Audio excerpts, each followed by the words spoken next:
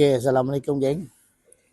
Kalau korang seorang camper yang sukakan minimalis, korang cuma perlukan bag ni geng.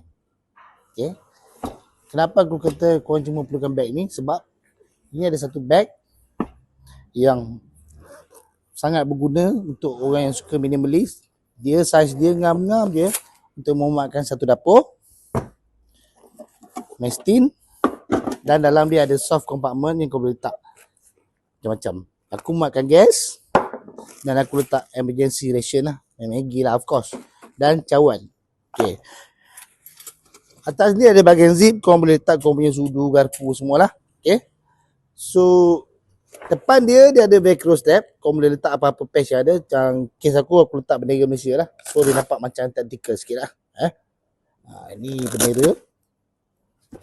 Okay, so dalam bag ni cukup untuk memuatkan keperluan asas korang kalau korang tiba-tiba je rasa nak camping. Inilah bag yang korang perlukan. Okay, dapatkan dekat link.